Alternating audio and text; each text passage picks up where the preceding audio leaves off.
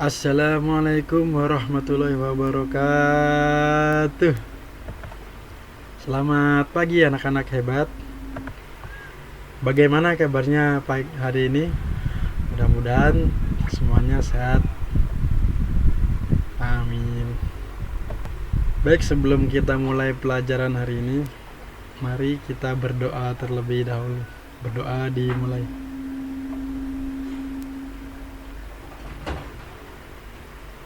Berdoa selesai. Baik anak-anak, kita hari ini akan belajar tentang simpulan dari teks laporan yang dibaca. Mata pelajaran bahasa Indonesia.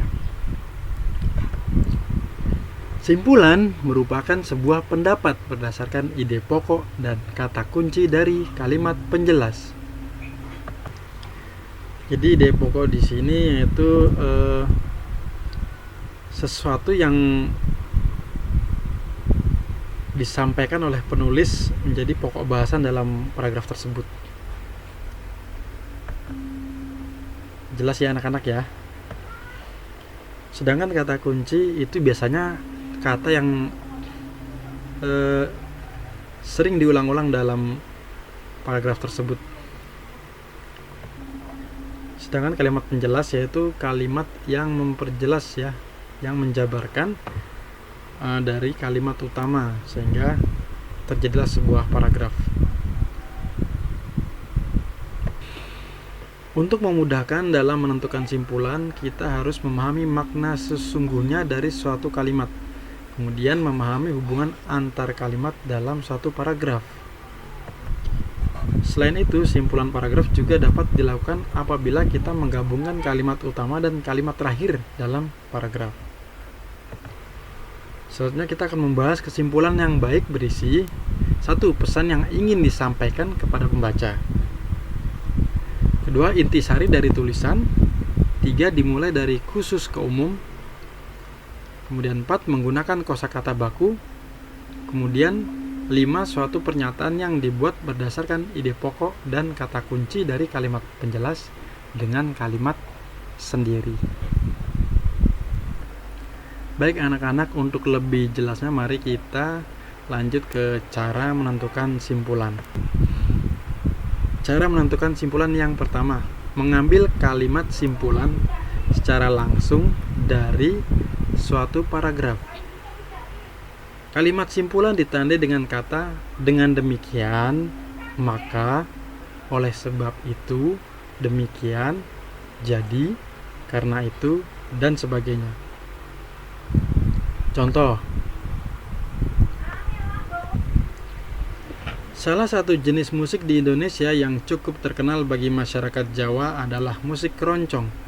Musik keroncong iramanya dihasilkan atas perpaduan gitar, ukulele, biola, selo, kontrabas, dan flute. Dewasa ini, musik keroncong telah mengalami perkembangan menyesuaikan selera masyarakat, namun dengan tidak meninggalkan ciri khas keroncongnya.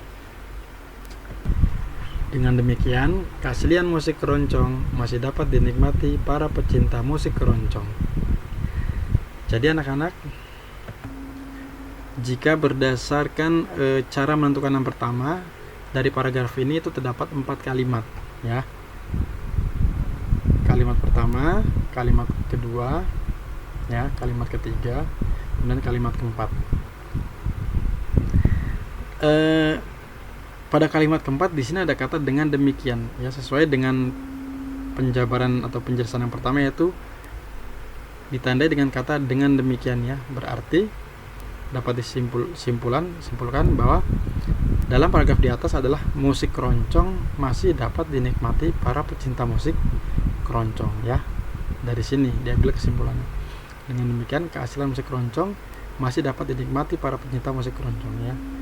Ini berdasarkan cara menentukan simpulan yang pertama.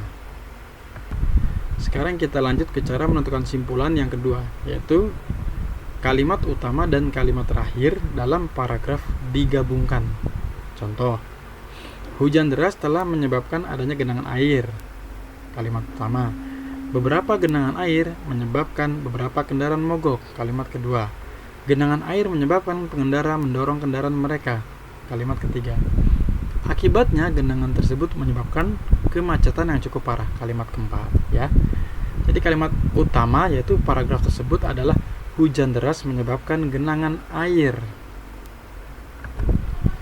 Sedangkan kalimat yang terakhir sebagai simpulannya yang terdapat di akhir paragraf adalah genangan air menyebabkan kemacetan ya.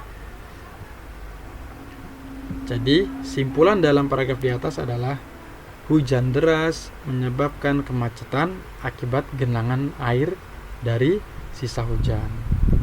Jadi kita kembali ke atas. Jadi simpulan ini dibuat berdasarkan kalimat utama ya, itu kalimat 1, dan kalimat terakhir yaitu kalimat 4 dalam paragraf yang digabungkan.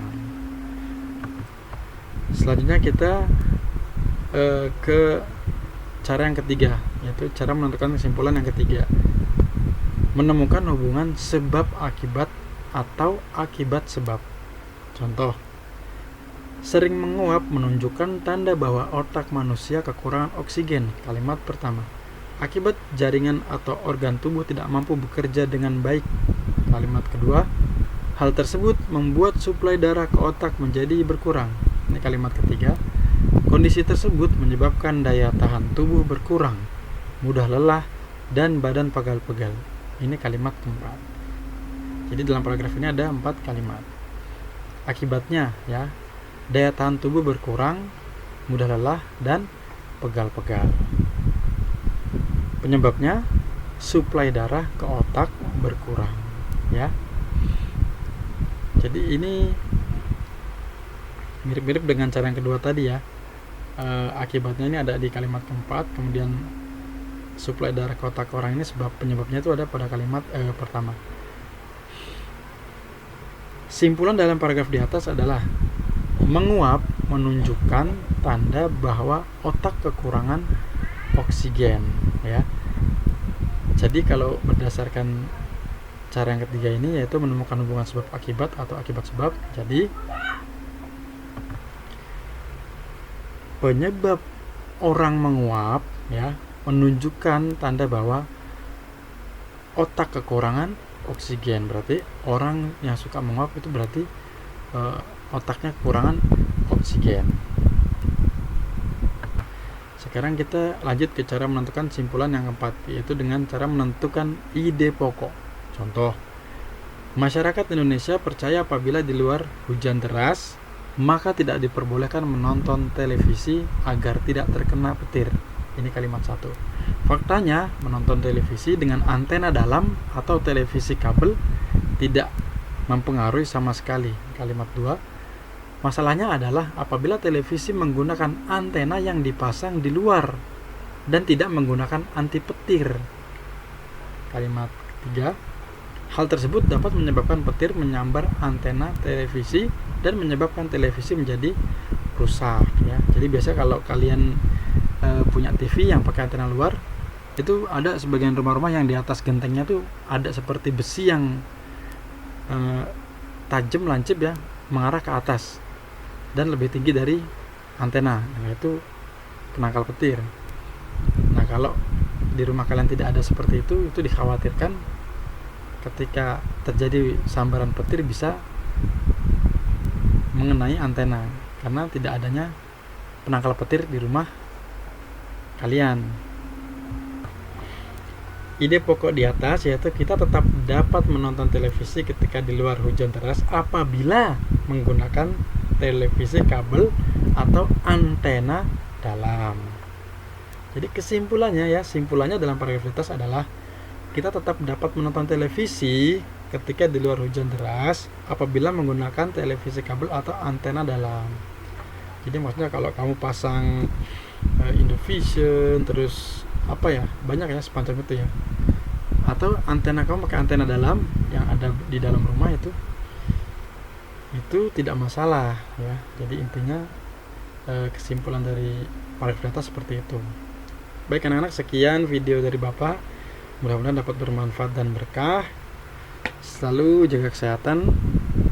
Assalamualaikum warahmatullahi wabarakatuh.